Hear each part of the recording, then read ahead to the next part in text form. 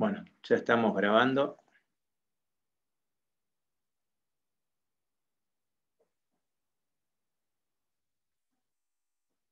Bueno, vamos a hacer un aviso para que ya queden claro, porque, a ver, hay un gran problema en que tratemos de empezar a horario para mantener más o menos los tiempos, ¿sí? A lo largo de todas estas clases yo estuve trabajando y hubo gente que llega 20 o 30 minutos tarde a la clase. ¿Está bien? Entonces, por una cuestión de, no sé, de amabilidad, ¿sí? Y de derecho, para aquel que llega temprano, que llega a tiempo, la tolerancia va a ser de 5 minutos. ¿Está? Fuera de los 5 minutos no lo voy a dejar entrar porque no puedo estar mirando quién entra, quién sale, quién entra, quién sale. ¿Ok? Se arma un lío bárbaro. Entonces uno está trabajando y va llegando gente cada vez más tarde. ¿Está? Entonces, dale un 5 minutos de tolerancia, que es como corresponde. Porque si no se hacen unos líos bárbaros cuando estamos trabajando. Yo estoy prestando atención, profe, que me falta que el alumno que quiere entrar, desgraciadamente, cuando uno trabaja en forma a distancia, el tema de andar mirando la sala de espera y todo lo demás es un problema. ¿Sí? Bueno, vamos a tratar de reanudar y tomar microprocesadores, que era el tema que teníamos que ver en la clase pasada, que es esta clase, que, bueno, hubo un tema con el link que no anduvo, qué sé yo, que 8 cuartos, más el fallecimiento de mi padre y de mi madre. Entonces estamos, o sea, digamos que hoy tengo un año, ya digamos que he tocado fondo. Más de eso no se le puede pedir a una persona. Tantos golpes seguidos son terroríficos, pero bueno, se hace lo que se puede. Entonces, vamos a compartir la pantalla y bueno, vamos a repasar un poquitito ciertos temas que se fueron tocando a medida que fuimos trabajando, ¿no? O sea, hardware, vamos a poner todo en mayúscula para que se vea. Software, firmware, programa, algoritmo, diagrama de flujo,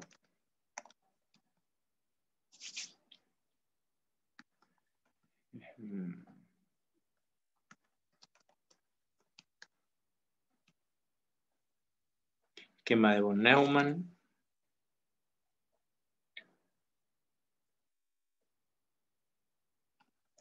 aritmética, perdón, numérica, automática, secuencial, universal, unidad de control. Vamos a poner unidad de entrada primero para mantener un orden. Unidad de entrada, unidad de control, unidad aritmética lógica, sí, unidad de salida,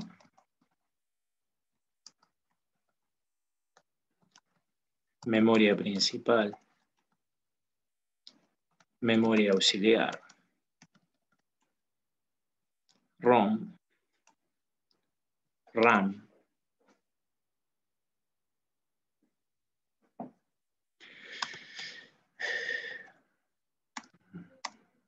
ciclo de la instrucción,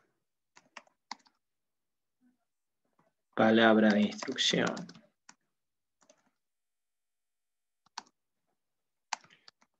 contador de programas,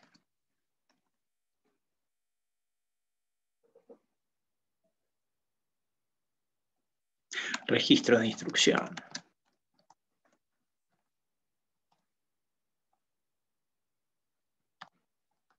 Oh, perdón, escribimos mal. Decodificador. Transferencia. ejecución. Bien, si ustedes estuvieron presentes en las clases y han leído los apuntes, ustedes me podrían dar la definición de cada uno de esos. ¿Qué es la transferencia y la ejecución?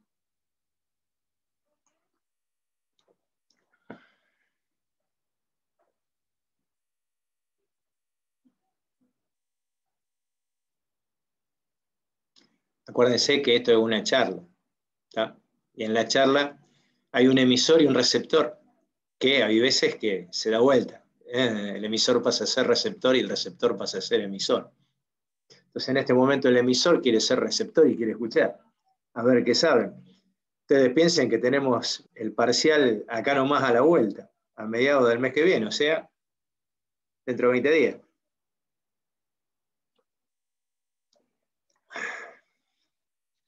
Y si no leemos, no sabemos. ¿Sí? Yo creo que si hubieran escuchado básicamente, acuérdense que esto no es una escuela secundaria en donde tienen al maestro que les está picando el coco para que estudien. ¿Sí? Esto es la universidad y cada uno estudia por gusto. ¿Tá? Entonces, si esto no les gusta, muchachos, sonamos. ¿Sí? Esto es una cosa que ustedes ya lo tendrían que tener bien clarito. ¿Sí? Cuando hablamos de transferencia y ejecución, estamos hablando del ciclo de la instrucción. ¿Sí? Eran las dos grandes partes en las cuales se dividía el ciclo de una instrucción. ¿Sí? Cómo se ejecutaba esa instrucción, que constaba realmente de 4 partes. Había 3 que estaban dentro de lo que era la transferencia y había una que era la que correspondía a la ejecución. ¿Sí? Nosotros decíamos que dentro de del microprocesador había una serie de componentes, como son el contador de programas, el registro de instrucción y el decodificador. Contador de programa, ¿sí? Es el que está mirando la ubicación en la memoria o está apuntando a la ubicación en la memoria de la instrucción que se va a ejecutar. El registro de instrucción es la que tiene la instrucción que se va a ejecutar en este momento. Y el decodificador es el que envía los impulsos necesarios para que se pueda realizar la instrucción. El ciclo procesaba así. Lo primero que se producía desde la memoria era la transferencia, ¿sí?, al microprocesador, al registro de instrucción, de la instrucción que se tenía que ejecutar. De allí el contador de programa aumentaba 1, o sea, miraba la próxima instrucción a ejecutarse. ¿Sí? El decodificador lo que hacía era deducir, traducir y mandar las señales necesarias para que la instrucción se ejecutase. Y el último paso era el de ejecución. Sí, eso era el ciclo de una instrucción. Nosotros ya habíamos hablado de que una instrucción, que el formato de una instrucción, ¿sí?, el formato de una instrucción tenía normalmente 2 partes, ¿sí?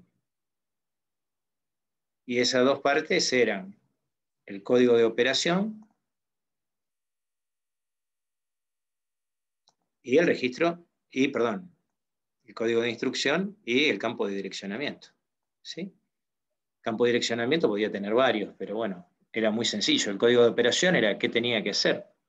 La cantidad de bits que tenía el código de operación me daba a mí la cantidad de instrucciones que podía manejar ese micro. Y el campo de direccionamiento me estaba diciendo dónde estaban ubicadas la posición, la ubicación en memoria del contenido o la instrucción que tenía que ejecutar. ¿Sí? A todo ese conjunto de bits se lo llamaba palabra de instrucción. Habíamos hecho unas cuentitas en donde decíamos que si la palabra de instrucción tenía 8 bits, ¿sí? Habíamos dicho que si tenía 8 bits, o sea, un byte. ¿Sí? Y el código de operación poseía, por ejemplo, 2 bits. Upa. Y nuestro código de direccionamiento poseía 6 bits, que eran lo que faltaban. ¿Sí? Nosotros decíamos que este micro podía manejar 4 operaciones, porque era 2 elevado a la 2. Acuérdense que estos son binarios. Y que direcciones podía manejar 2 a la 6, o sea, 64 direcciones diferentes. ¿Sí? Eso ustedes lo vieron en binario. Cuando ustedes decían que si yo tengo 2 elevado a la 8, yo podía tener, ¿se acuerdan? 256 palabras, o perdón, 256 caracteres disponibles. ¿Dónde estaba eso? ¿Dónde estaban los 256 caracteres disponibles?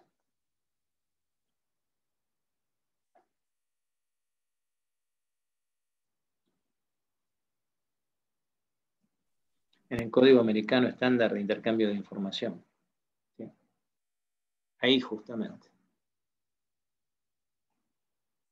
Habíamos dicho que un programa era un conjunto de instrucciones en un orden lógico para resolver un problema,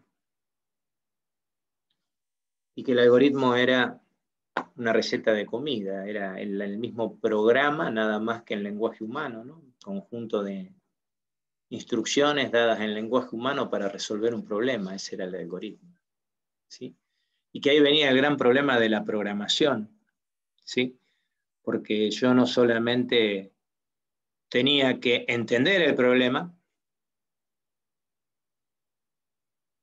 sino que además de entender el problema, se lo tenía que explicar en el lenguaje de la computadora. O sea, yo tenía que saber resolver el problema en mi lenguaje, y a su vez yo tenía que poder resolver el problema en el lenguaje de la máquina. Y ahí tenía que programar.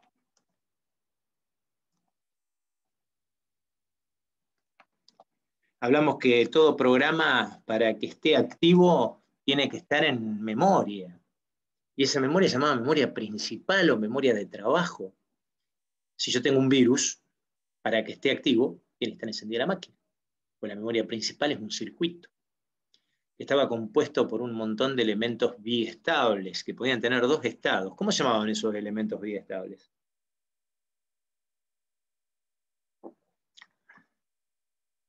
O me tocó un grupo mudo, o realmente no se animan a hablar. ¿Puedes repetir la pregunta, profe? ¿Cómo se llamaban los elementos biestables que componían la memoria principal? Rápidamente y sin dudar, tienen 5 segundos, diría ahora sí. 5, 4, 3, 2, 1.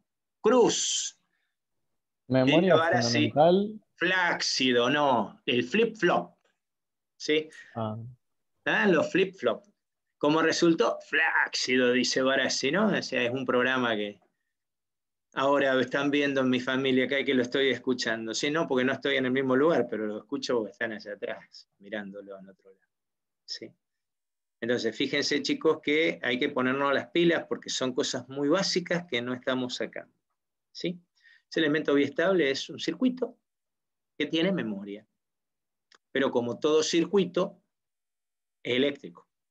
Y al no pasar electricidad, no retiene la información si yo le saco la energía eléctrica. Por eso la memoria RAM es mal llamada RAM, memoria de acceso al azar o aleatoria. Realmente el nombre era RWM, eso lo habíamos visto. Read-Write Memory, memoria de lectura-escritura. ¿Sí?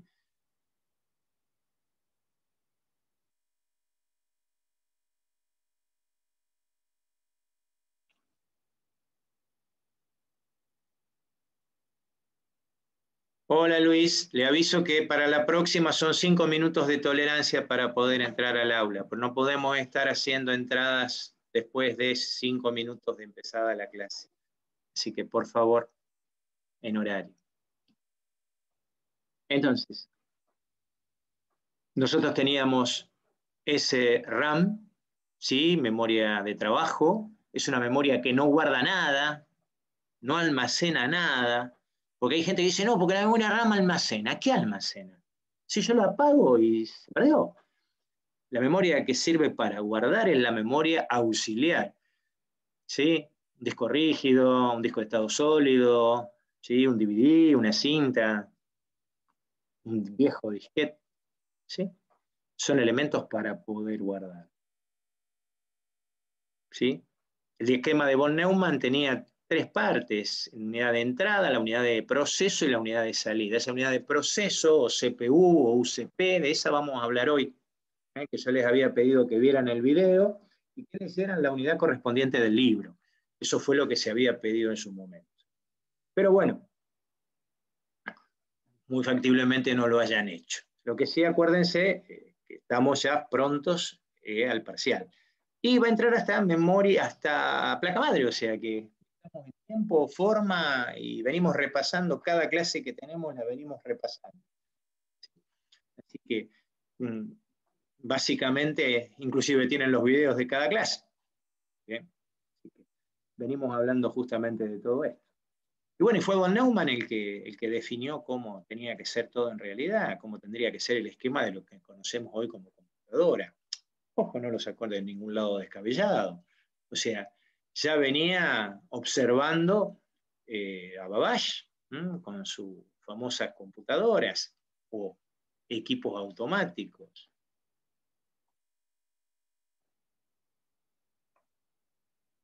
Hola, Tadeo. Recuerde que está entrando 21 minutos tarde a la clase, ¿sí? La próxima semana no más de 5 minutos tarde.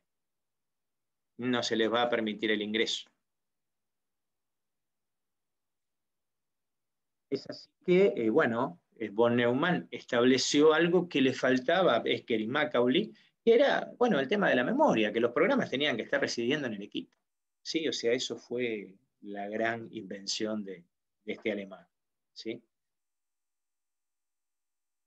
Bien, dijimos que esa unidad central de proceso tenía 2 elementos: la unidad de control, que es la que se encarga de controlar todos los procesos, y la unidad aritmética lógica, que es la que se encarga de realizar las operaciones aritméticas y lógicas, ¿sí?, del equipo.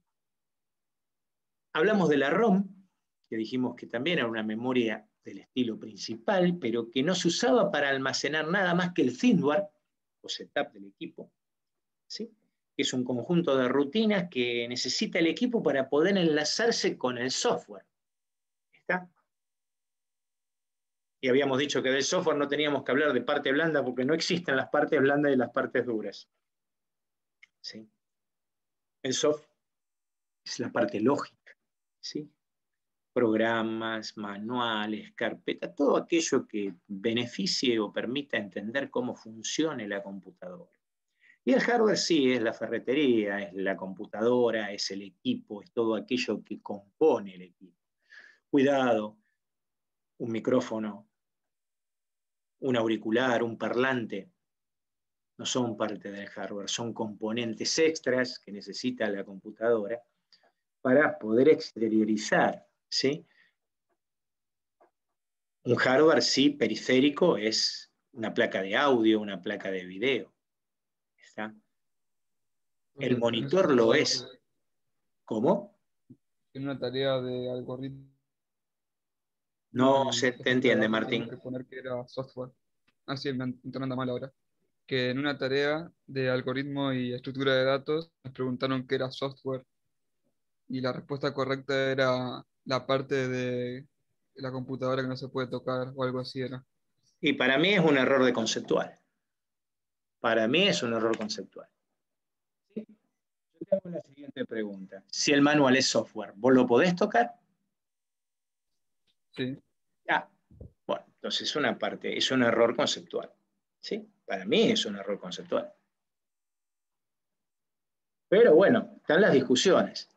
¿Está bien? Son discusiones que se llevan a lo largo del tiempo.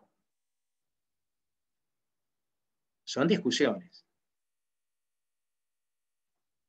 Yo acá, a ver, acá el que está dando medicina soy yo. Yo doy parte de anatomía.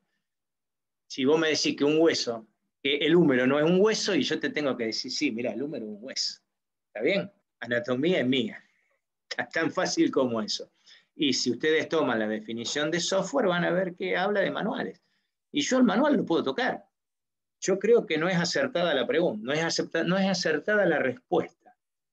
¿Es una respuesta que se le puede dar a un chico de preescolar? Sí. ¿Es una respuesta que se le puede dar a un chico de primaria? Sí, pero no a un alumno de secundaria y de universidad.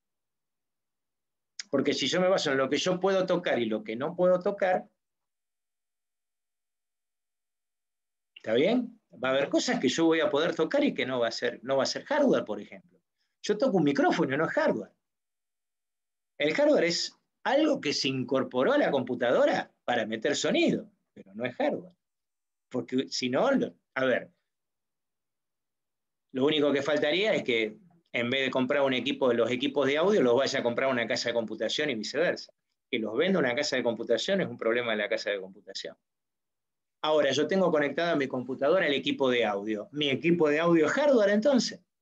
Porque a mí me encanta escuchar la computadora, los juegos de computadora a través del equipo de audio. Tengo 1000 watts de potencia.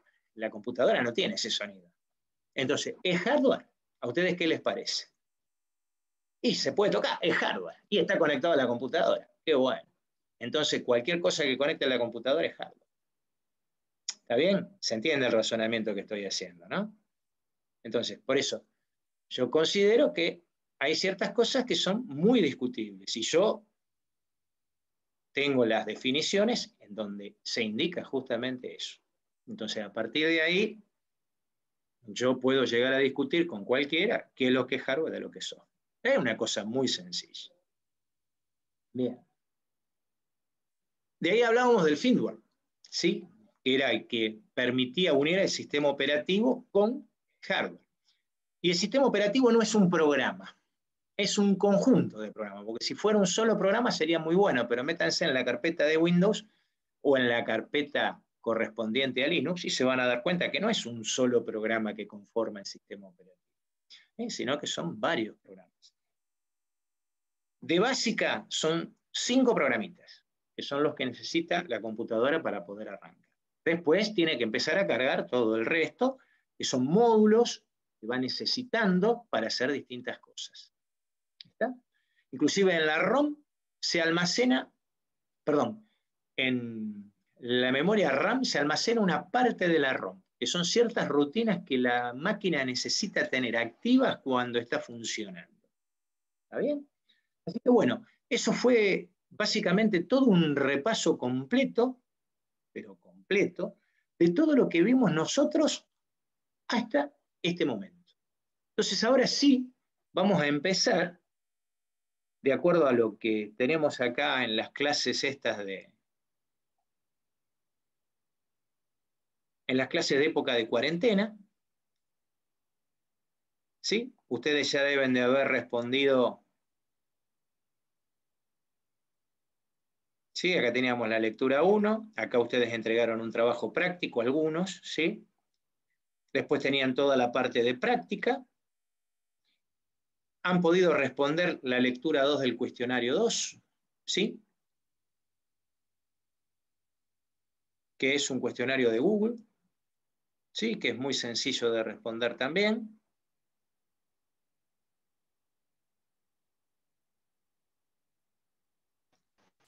Pasamos a microprocesadores, que es la lectura de Hillard. Acá hay un video que yo les pedí por favor que lo vieran, ¿sí? Y luego van a poder hacer un cuestionario de evaluación de microprocesadores, que es con la misma contraseña que ustedes entraron en el primer DATKIS. Aquel que no haya hecho el primer DATKIS, le van a aparecer 2 cuestionarios. Aquel que hizo ya el primer DATKIS, ¿sí? El primer cuestionario, le va a aparecer solamente el de microprocesadores, ¿sí? Acuérdense que estos son similares al parcial. ¿Está? Son similares. Es para que ustedes vayan entrenando. La única diferencia que tienen es que estos no tienen tiempo. ¿Sí? No tienen tiempo límite. No tienen tiempo límite. Entonces, vamos a tomar un poquito el tema de microprocesadores y vamos a charlar en base a ciertas cosas que vienen en este momento. ¿Sí? O sea, vamos a borrar esto, vamos a iniciar el borrado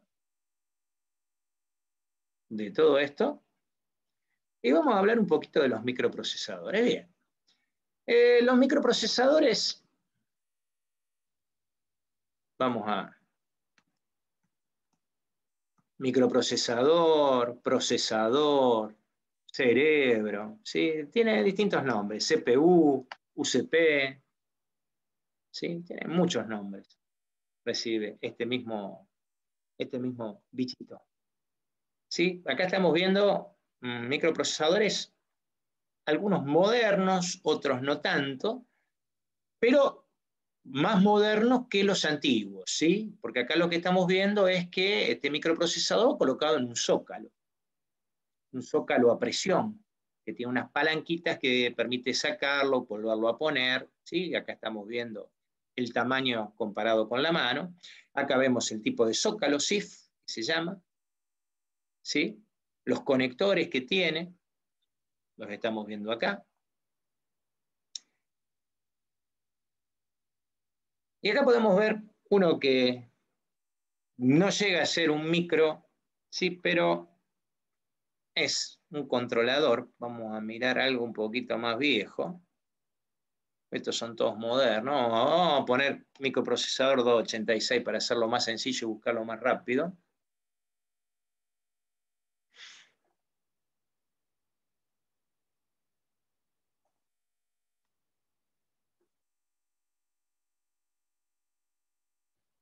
Bueno.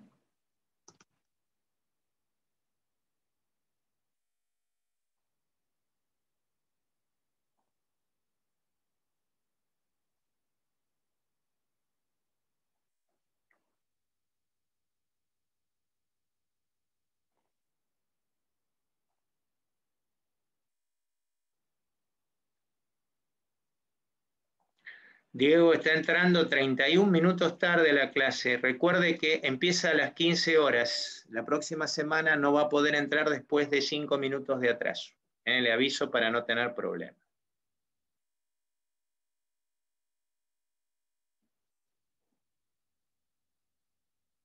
Bien, seguimos viendo que no, salió cualquier cosa.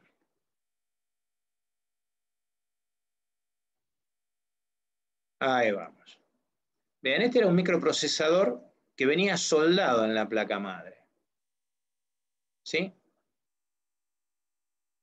O sea, acá tenemos una vieja placa madre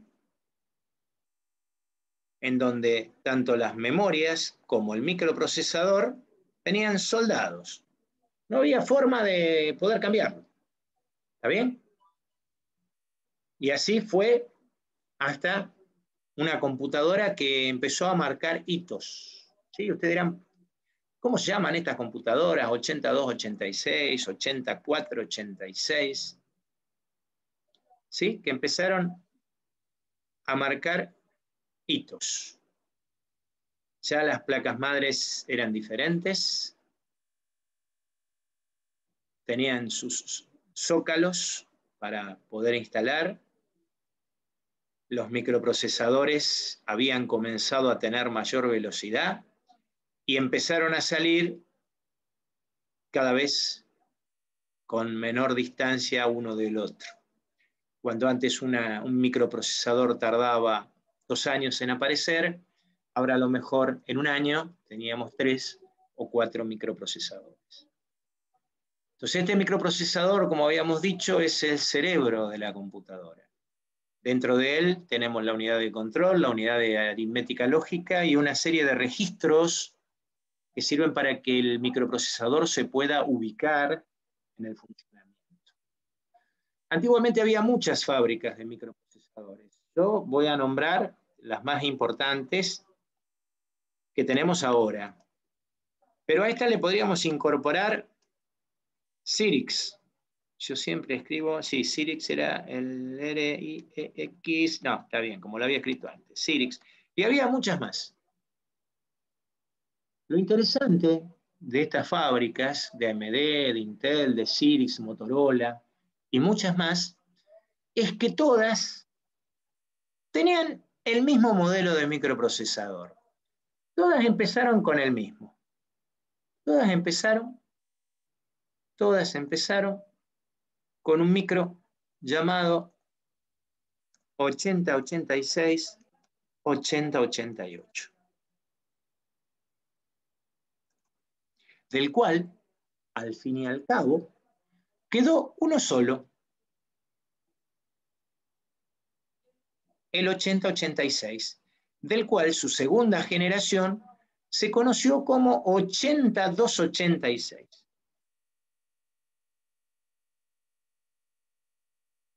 A estas se las conocía con el nombre de XT o Extended Technology. Y a estas se las comenzó a conocer con el nombre de AT o Advanced Technology. La gran diferencia que había era el manejo de memoria. Las primeras, las 86 o 88, no podían direccionar más de 1 mega de memoria, o sea que la memoria RAM máxima que podían manejar era 1 mega. ¿Sí? A partir de las 8286 se empezó a manejar más de 1 mega de memoria RAM. ¿Sí? Luego de las 8286 aparecieron la tercera generación y aparecieron las 8386. Velocidades, y bueno, las velocidades que había, chicos, eran velocidades muy pequeñas. Cuando hablamos de un 8286 hablábamos de 5 MHz, 10 MHz de velocidad en una 8386, 33 MHz de velocidad con turbo. ¿Sí? Una gran problemática era porque ya en la 8386 habían aparecido los primeros Windows. ¿Sí? Y con ello la parte gráfica. ¿Por qué? Porque hasta la 8286 la parte gráfica no existía. Computación era esto, famosa pantalla negra, ¿sí? Donde ustedes, cada vez que se sentaban en la computadora, lo primero que tenían que hacer era ver qué sistema operativo tenía, ponerle la fecha, ponerle la hora. ¿Por qué? Porque las computadoras XT no tenían batería, por lo tanto no almacenaban ni hora ni fecha. Y setup no necesitaban manejar, porque el setup que tenían era un setup básico, sencillo, porque no había que adaptar nada, no había que conectar nada, absolutamente. Y después había que arreglársela para ver qué archivos había, para meterse dentro, ¿sí? Dentro de una carpeta o directorio, como lo llamábamos, para poder copiar, para poder borrar y para poder hacer otras cosas como formatear un disco o hacer un chequeo de disco.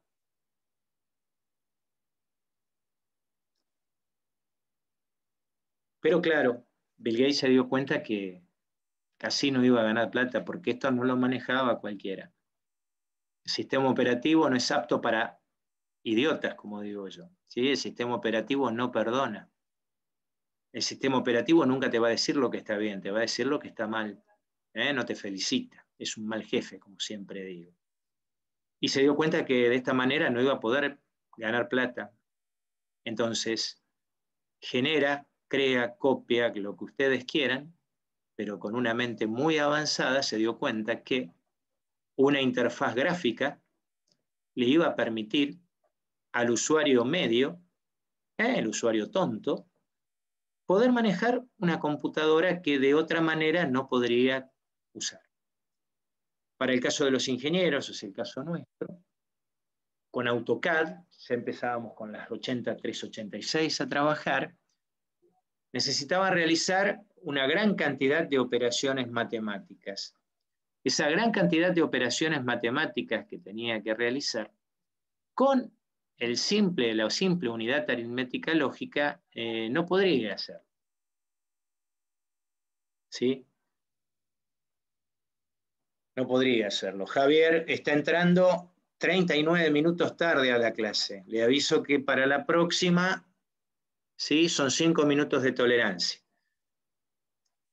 Entonces, había que colocarle un micro extra, que era muy caro, salía tanto como una computadora, que se llamaba coprocesador matemático. Ustedes dentro de la lectura del libro de Hiller, ustedes lo van a encontrar con el nombre de unidad de punto flotante.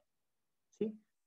Es un dispositivo que le ayuda a la unidad aritmética lógica a realizar cuentas. ¿Sí? Ustedes piensen, ¿sí?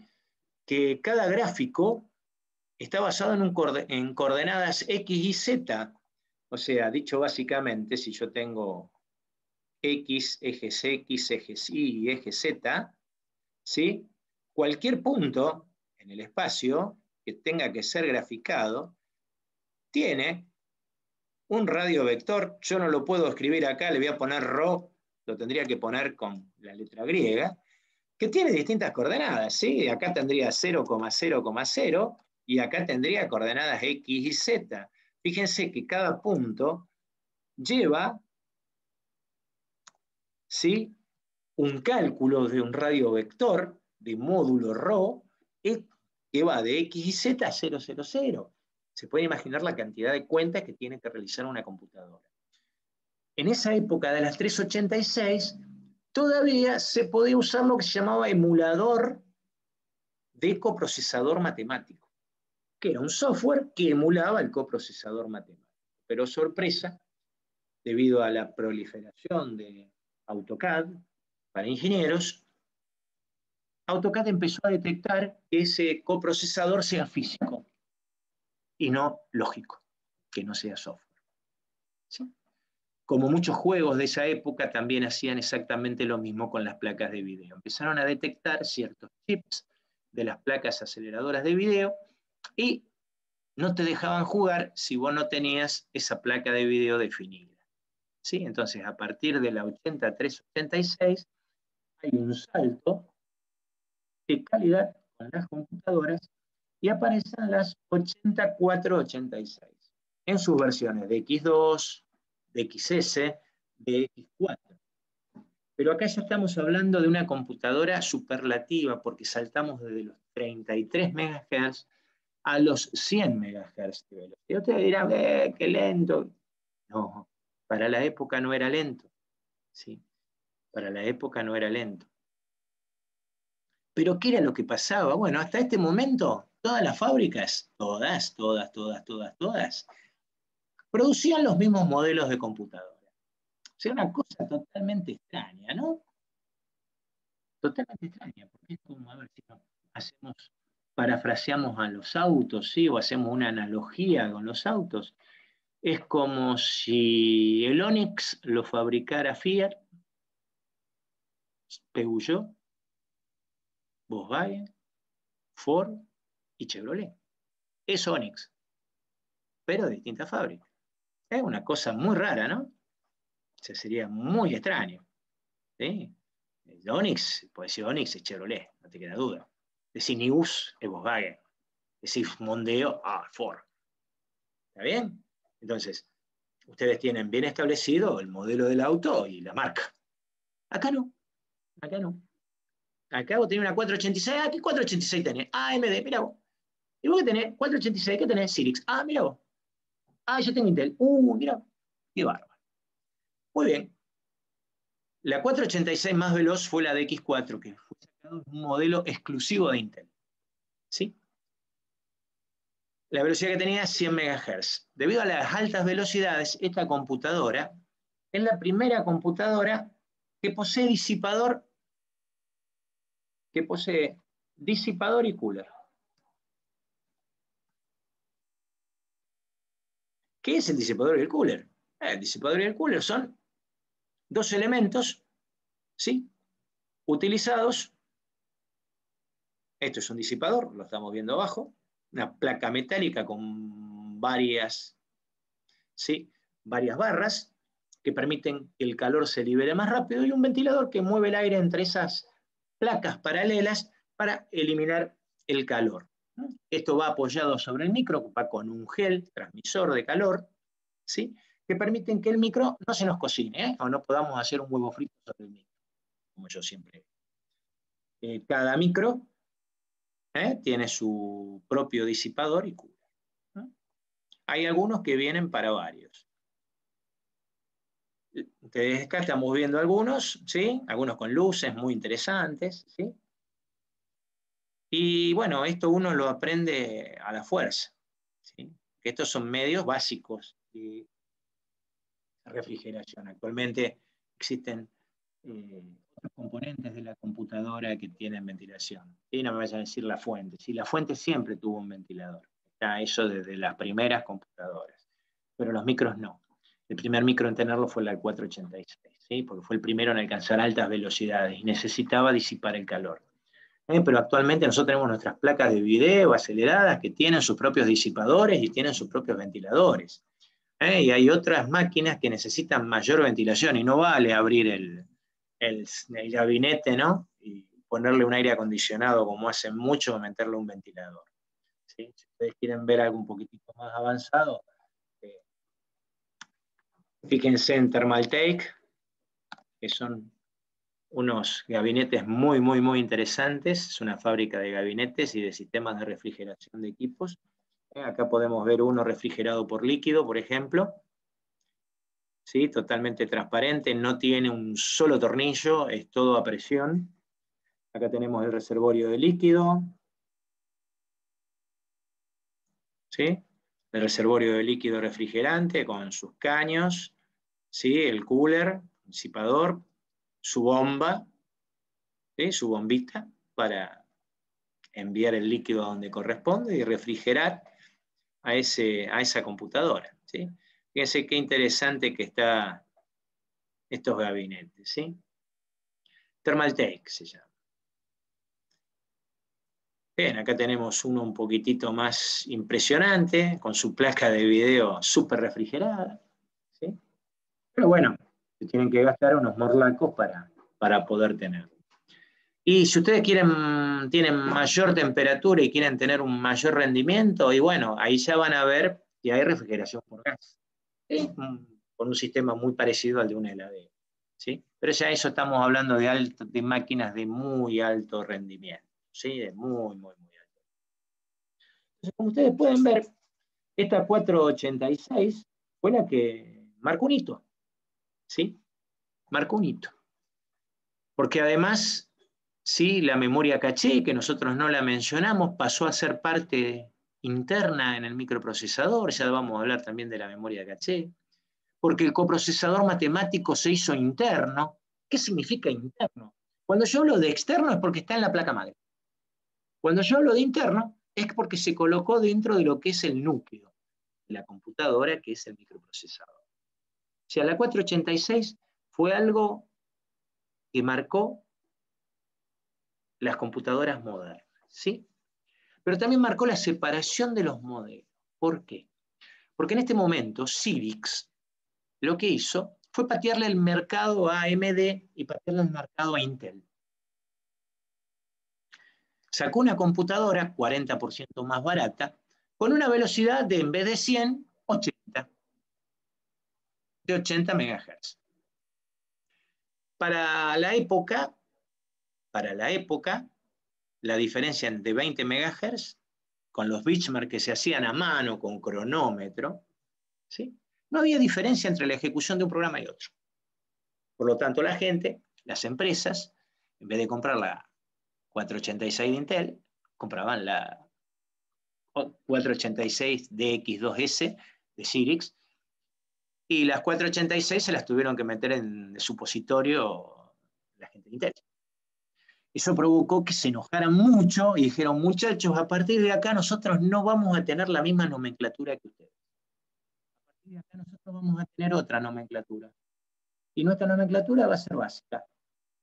Entonces ahí apareció lo que nosotros conocemos como Intel y no Intel. Y cuando yo digo no Intel, es AMD. ¿Por qué? Porque estas dos grandes empresas, ¿sí?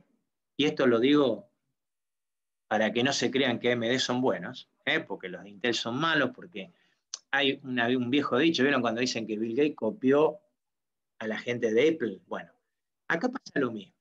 La gente de AMD dice que Intel es una basura, y la gente de Intel dice que AMD es otra basura. ¿Quieren que les diga? Son dos basuras iguales. ¿Por qué? Porque tanto Intel como AMD se fagocitaron, se comieron a las otras empresas que producían microprocesadores. E hicieron lo mismo con las fábricas de placa de video. Exactamente lo mismo. ¿Está? Entonces, ¿qué pasó? La 486 dejó de ser Intel se apura y saca una máquina que se llama Pentium 1, que salió una porquería. Así como le digo, Pentium 1. A tal punto que la tuvieron que retirar del mercado, a los usuarios devolverle 486 de X4 y pagarles por el problema, con la promesa de que les iban a devolver una Pentium mejorada. Todo lo que no era AMD, perdón, todo lo que no era Intel, se llamaron los 8586 y seguimos así hasta las 82, 86, 86, en donde AMD empezó a ponerle nombres raros a las cosas. ¿Está bien? Por su parte, Intel saca la primera Pentium 1 verdaderamente buena, MMX. Y a partir de ahí, bueno, tenemos las Pentium 2, las Pentium 3, las Pentium 4,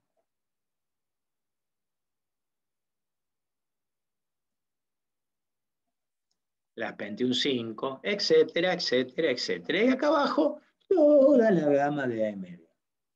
Y ustedes me van a preguntar, ¿cuál es mejor? Todas son buenas. Yo en mi uso de computadoras, fíjense, soy usuario de computadora desde el año 1988.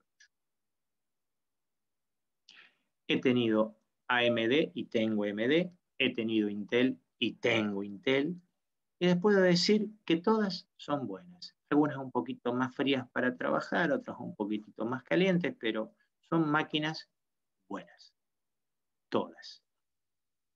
Lo interesante está en saber elegir que cuando uno va a comprar un micro, tiene que tener una placa madre que le sea compatible. Si ustedes van a trabajar con Intel, ponele placa Intel, tenés que conseguirla, pero Intel anda muy bien. Y AMD, ponele una placa que sea compatible con AMD de las buenas, y vas a ver que te anda también muy bien. ¿Que me sirve para juegos? Miren, todas esas son pavadas que habla la gente, porque realmente una computadora no se usa más allá del 25%, del 100% que se puede llegar a usar. Que por eso es lo que se le critica a los fabricantes de microprocesadores, de por qué cuernos sacan tantos microprocesadores y al fin y al cabo no se utiliza más que el 25% real del equipo. Hay un 75% que está totalmente desaprovechado. Entonces, cada vez más velocidades y tenemos un cuello de botella, porque el microprocesador tiene muy buena velocidad, pero la placa madre no. Y el cuello de botella está en la placa madre, y el cuello de botella se produce por la electrónica, porque hay un límite. Yo no puedo mandar por una manguera que pasa 1 litro por segundo, no puedo mandar agua 50 litros por segundo. La manguera se rompe. Y con la electricidad y los conductores pasa exactamente lo mismo. Hasta que no se cambie la lógica o no se encuentre algo diferente, la lógica electrónica dice que más de esa velocidad no vas a poder tener y tu cuello de botella lo vas a tener. Por eso cuando hablamos de velocidad de micro, estamos muy confundidos, ¿sí? Porque ahí ustedes van a ver que hay un título que dice reloj del microprocesador. ¿Qué es el reloj del microprocesador? El reloj del microprocesador es el que le da el tiempo de funcionamiento. Es como si fuera un metrónomo. Aquel que le gusta la música debe saber lo que es un metrónomo. ¿Alguien sabe lo que es un metrónomo? Sí. ¿Sí? Ahí ponemos un metrónomo. Que me va a dar el compás, me da el ritmo. Pa, pa, pa, pa, pa, pa, pa. Bien. es el que le va a decir cuándo tiene que hacer la instrucción. Y este oscilador que tiene, ¿sí? De cuarzo, este oscilador que tiene, es un oscilador, como dije, y por lo tanto, lo que hace una onda. Y si es una onda, se mide en Hertz. Gracias al famoso y amigo Hertz, físico. Que nosotros no lo conocemos en Hertz, porque hablamos de megahertz, o hablamos de gigahertz. ¿Bien? Esa no es la velocidad. Esa es la frecuencia de funcionamiento del micro. Pero nosotros la confundimos y le decimos que es velocidad. La velocidad del micro se mide en MIPS, millones de instrucciones por segundo. Lo que pasa es que queda muy raro que vos vayas a una casa de computación y decís, dame una computadora de tantos MIPS. Te van a mirar medio raro. Te van a estar esperando afuera con el chaleco de fuerza. ¿Por qué? Porque el vulgo, el que te vende la computadora, conoce por megahertz. Y vos decís, yo tengo una computadora de tantos gigahertz. Y esa frecuencia que a vos te están dando del microprocesador no es la frecuencia de funcionamiento externa que tiene el micro, porque el micro tiene dos velocidades. A ver, ¿cómo entendemos eso? ¿Se acuerdan que yo les dije que el problema era la placa madre? Claro, si ese es tu micro, ¿está bien? Ese es tu micro. ¿Tu micro dónde cuerno está metido? Está metido en la placa madre, en un zócalo. ¿Está bien? Entonces, vamos a poner un ejemplo grosero. Si tu micro es de 100 MHz, tu placa madre no charla más fuerte que 30 MHz, por ejemplo. Entonces, ahí nos vamos a encontrar que el microprocesador posee dos velocidades. Una interna, con la cual funciona el micro, y otra externa, con la cual se comunica con los componentes. Por ejemplo, con el chip de memoria RAM.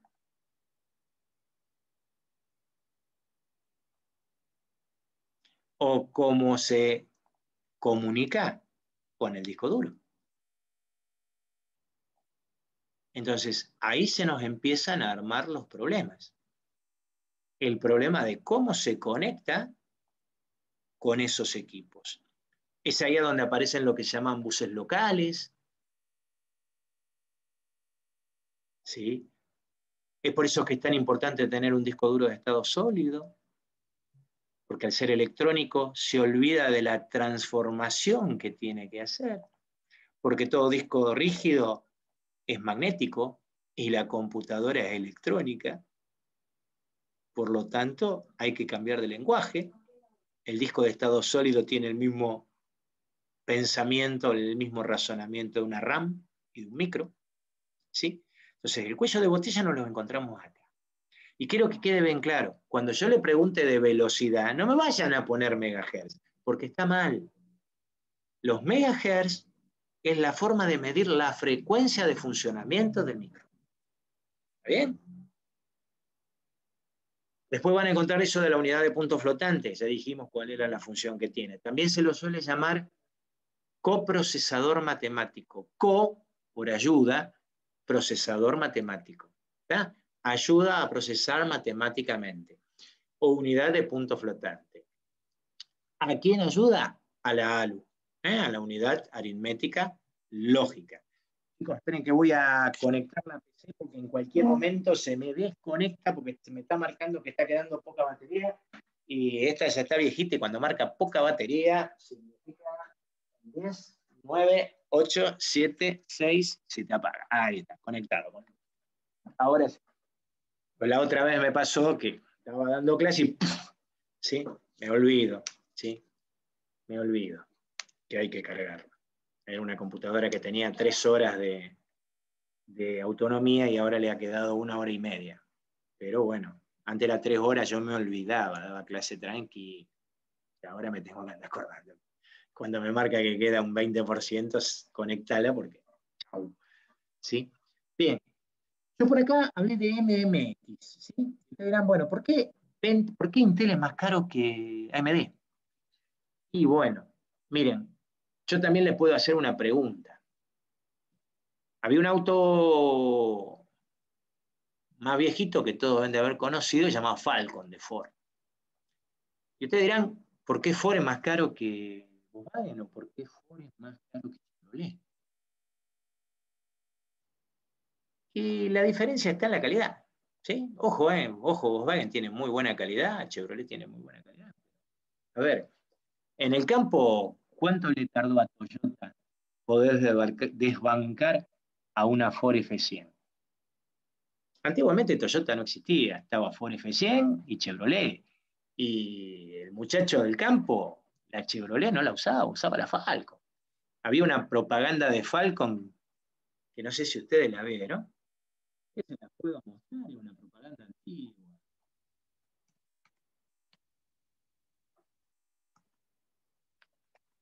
Uy. Donde se mostraba la robustez del avión, ¿sí? De la robustez del Ford.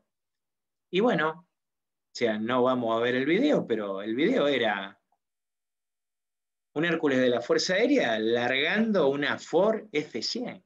Lo único que le pasó a la Ford F100 esa fue que se le abusó de golpe. A ver, el tema estaba ahí, en la robustez del equipo. Por eso yo hablaba de Intel. La diferencia está en eso, por eso es que sale más caro.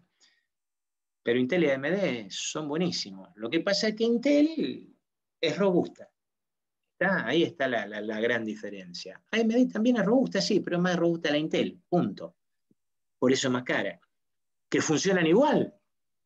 Muchachos, a ver, todas funcionan igual. Funcionan muy bien. ¿Está? Pero bueno, entonces, Pentium inventa MMX. ¿Y qué es MMX? Estas son unas siglas. Multimedia Extension o extensiones multimedia. Como ya las placas de video estaban apareciendo, necesitaban que el micro manejara la multimedia de forma interna con órdenes propias para hacer más rápido el proceso. Entonces le incorporaron al microprocesador esas extensiones multimedia. Bien, AMD las copió y las llamó de otra manera. Por supuesto, todo Pentium tiene MMX, todas. Ahora no se les llama más MMX, pero las tienen. ¿Está bien? Todo lo que es AMD, bueno, están cayendo correo, disculpen. Ya está, cayeron todos. Todo lo que sea AMD, ¿sí? El nombre que tiene esa tecnología de manejo de multimedia se llama 3D Now, ¿sí? Que debe estar por la versión número 4500. ¿Está bien? Que son instrucciones multimedia para AMD. La misma cosa, ¿sí? Sin ningún problema. Estos microprocesadores, ¿sí? Van colocados en placa madre en zócalos. ¿Sí? ¿Qué pasó? Van colocados en zócalos, ¿sí? Esos zócalos que tienen un nombre especial, se lo llaman Zero Insertion Force, se llama.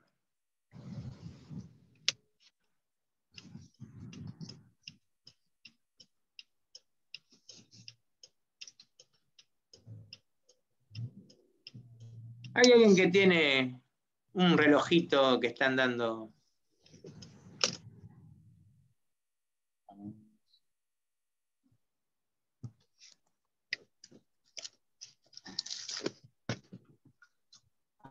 Ahí está. Ahí. Esto es lo que me dio el hombre. Está. Aguante que lo abro y adentro y le traigo. Bueno, sí. Gracias. Sí, está fresco.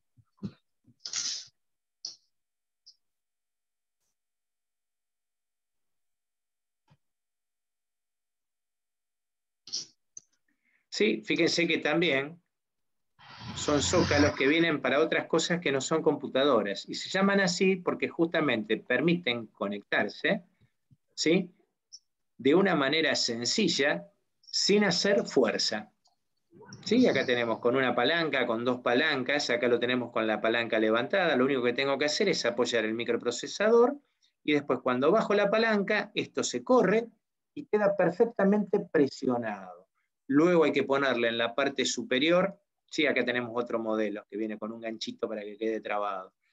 Tenemos que colocarle en la parte superior el gel transmisor, que ya viene para cada micro, se coloca acá arriba, y después se ubica en la parte superior el disipador y el ventilador que queda perfectamente ajustado, ¿sí? Que generalmente va con una placa, un tornillo, ¿sí? O algún elemento de sujeción que sea, ¿sí? Acá estamos, había uno que le estaban colocando el gel, yo justo se me bajó, a ver, acá está, acá están colocando el gel. Que se coloca sobre el microprocesador. Bueno, este es un tipo de zócalo SIF que viene con una tapa que no solamente presiona, sino que lo agarra al microprocesador de los costados, ¿sí? Eso va a depender de cada micro. Había otros zócalos que llamaban zócalos de costado, zócalos LED. Son estos zócalos que están acá. No dieron mucho resultado. El microprocesador venía como si fuera un cartucho de Sega, ya venía con el disipador y el ventilador incorporado. Duró muy poquito tiempo porque realmente recalentaban mucho y no funcionaban como correspondía. Esto que ustedes están viendo acá es el disipador del chipset. Vamos a ver cuando veamos placa madre. Bueno, el chipset es un microprocesador que tienen las placas madres para poder controlarlas a ellas. Bien, ya estamos en hora. Vamos a dejar de compartir pantalla. ¿Alguien que quiera hacer alguna pregunta, alguna consulta? De todo lo que Sí, yo, profe, quería consultarte porque no entendí bien qué era el zócalo. ¿Cuál era su función? El zócalo, la de poder soportar, o sea, conectar al microprocesador a la placa madre. Si no tenés zócalo no lo podés conectar. Antiguamente venían soldados, entonces no había zócalo. El zócalo, la función que tiene es poder adaptar al microprocesador a la placa madre, si no, no lo podrías conectar. Cada micro tiene su zócalo determinado. ¿Sí? Por eso es que tiene que ser compatible tu placa madre con el micro que le vas a poner.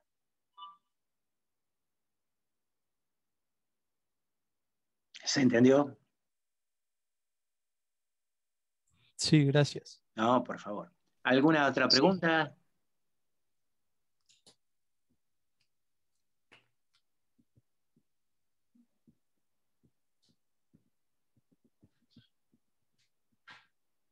Bueno, como no hay preguntas, lo que les pido, por favor, para la semana que viene, vamos a seguir haciendo un repaso con respecto a esto, es vean el capítulo del libro de placa madre, por favor.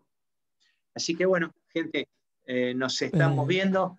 Profe, yo te quería consultar Decime. por otra cosa, pero que no está relacionada con lo que estuvimos dando en clase. Dale. Es por el tema de la lista esta de la comisión que vos mandás con los días, con la entrega y eso. Te quería consultar porque mi nombre no figura y yo te había entregado el TP1 y el primer cuestionario. Bueno, mándame por favor un correo electrónico, ¿sí? Indicando cuál es la problemática y decime si vos te conectaste con el mail ese, ¿sí? O sea, si es el mail que vos declaraste cuando entregaste el práctico. Nada más que eso. Y después lo veo, Bueno. No te preocupes. Después tenemos tiempo de arreglarlo. Dale, gracias. No, por favor. Bueno, gente, nos estamos viendo. Hasta la semana que viene, cuídense mucho. Bueno, profe. Chau, profe.